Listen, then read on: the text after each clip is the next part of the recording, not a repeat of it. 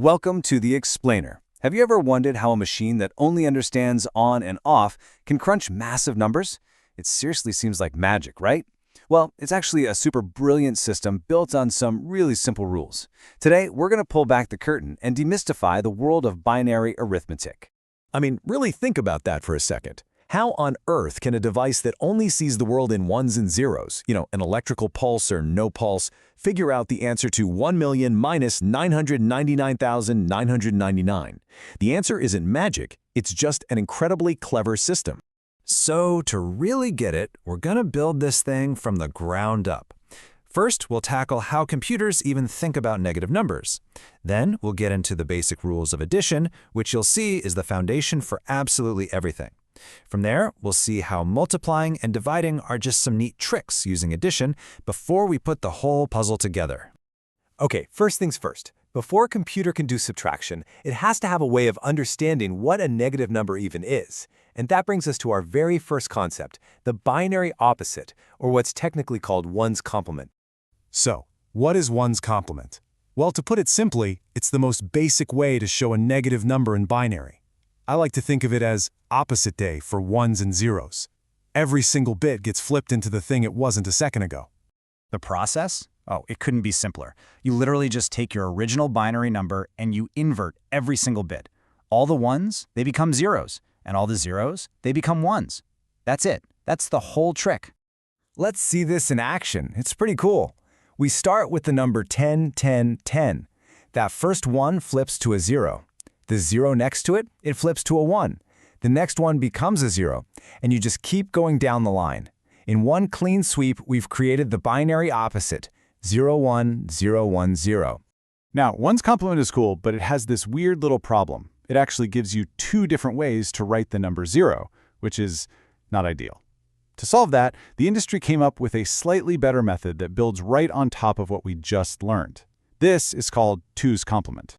2's complement is the real deal. It's the system that pretty much every modern computer uses to handle negative numbers. And the best part is, if you get 1's complement, you're already 90% of the way there. It's just one tiny extra step. So the process is almost exactly the same. First, you do what we just did. Find the one's complement by flipping all the bits. Then, and here's the only new part, you just add 1 to that result. That's it. Let's walk through it together. We start with our number, 10101. Step 1. We flip all the bits to get its one's complement, which is 01010. Now for that final step, we just add 1, and that gives us 01011. This number is what the computer actually uses to represent that negative value. All right, so now that we know how to represent any integer, whether it's positive or negative, we can finally get to the core of how computers actually do math. And you might be surprised to find out that every bit of it, comes down to one simple operation: addition. Everything a computer does with math is built on these 4 basic rules. 0 plus 0 is 0. 0 plus 1 is 1. 1 plus 0 is 1. Okay, no surprises there. But here's the one that makes everything work. 1 plus 1 equals 0, and you carry the 1. It's just like when you learned in school that 9 plus 1 gave you 0, and you carried that 1 over to the next column. It's the exact same idea. That little carry bit, it's the key to everything. Let's put those rules to the test with 26 plus 12. Starting from the far right, 0 plus 0 is 0. Easy. 1 plus 0 is 1. 0 plus 1 is 1. Now here's where it gets fun. 1 plus 1 is 0, and we carry that little 1 over. In the next column, that carry bit plus our 1 and 0 gives us another 0, and we carry the 1 again. We just keep following these simple rules, and boom, we get our correct answer, 38, which looks like 0100110 in binary. Okay, that was a pretty good warm-up. Let's try a slightly bigger example to really see how that carry bit can just cascade through a whole calculation. This time we're going to add 19 and 62. Check this out. Here, we can really see a chain reaction of those carries. In the middle columns, a 1 plus 1 gives us a 0 and a carry. But then, in the very next column, that new carry bit runs into another pair of 1s, which makes another carry. It's this awesome domino effect that lets computers add huge numbers, and it's all powered by just those 4 simple rules. So you might be thinking, okay, addition is simple enough, but what about multiplication and division? Well, it turns out they're just clever applications of what we've already learned. Subtraction, for example, is really just adding a negative number. which we now know how to create using 2's complement. And the rules for binary multiplication, they're even easier than addition. In fact, they're exactly what you'd guess. Anything times 0 is 0. The only way you ever get a 1 is when you multiply 1 by 1. I mean, it doesn't get much simpler than that. So how does a computer multiply using only addition? Well, it does a series of shifts and adds. Let's say we're multiplying 41 by 6.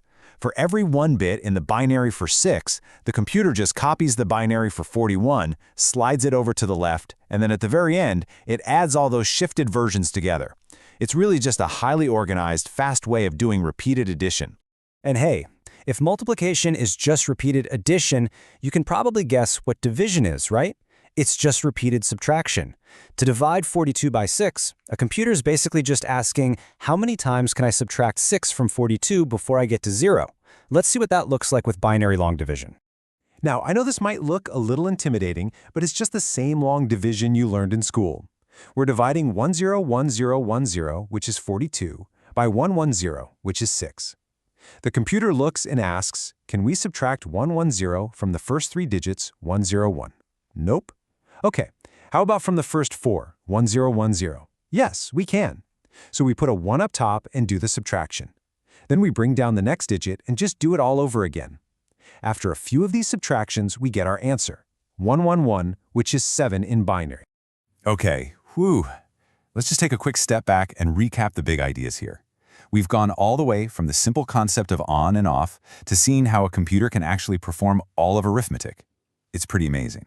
So here's the bottom line. First, to handle negative numbers, computers use that neat trick called 2's complement. Second, every single calculation, no matter how complicated it seems, is built from just 4 super simple rules for adding ones and zeros. And finally, even things like multiplication and division are just organized, lightning-fast ways of adding and subtracting over and over again.